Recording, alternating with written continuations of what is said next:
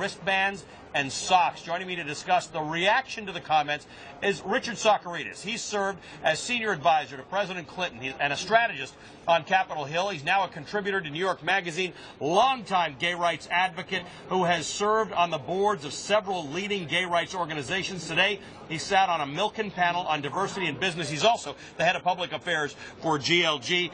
You got a long resume on this stuff, but it means that you are a guy with a lot of experience in institutionalized racism. Now, we do not know if this was Sterling on that audio recording. Everybody's trying to authenticate it.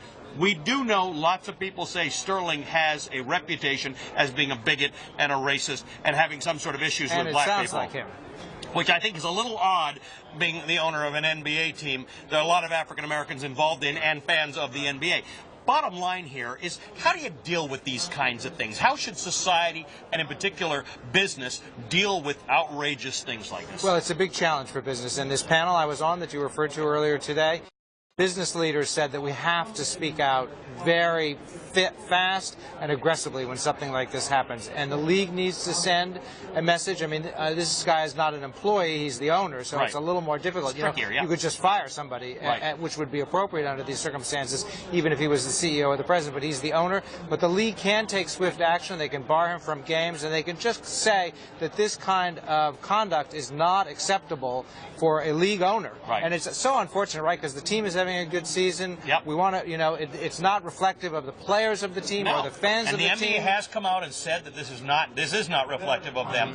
I wonder, though, whether there's an elephant in the room, and that is, we see this all the time, right? You always end up seeing folks who have sports teams or have some relationship to sports, or radio hosts or TV stars like Duck Dynasty.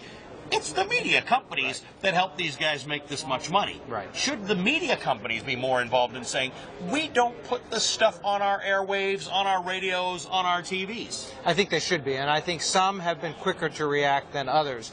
And I think, the league, I think, has probably missed an opportunity to act quickly today when they could have and when they should have. I mean, but this nonsense about they're trying to authenticate it. I mean, we want to be fair to everybody, but it's clear that this is, it's clear that it's this person.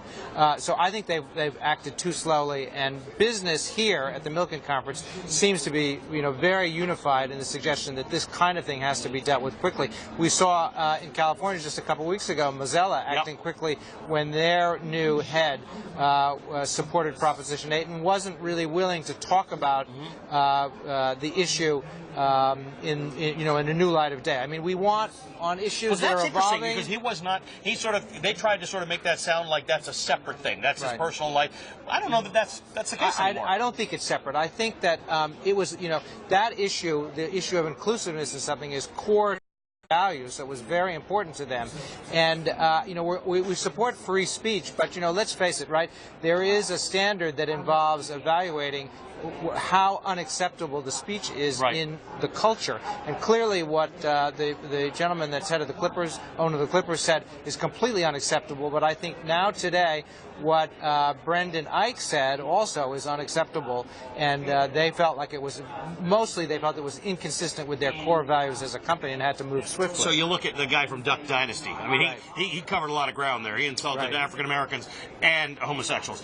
And yet this guy's going to keep on being on TV. Well, A&E, came out very strong and suspended him, and then they kind of backtracked when they saw that that some of his fans were upset.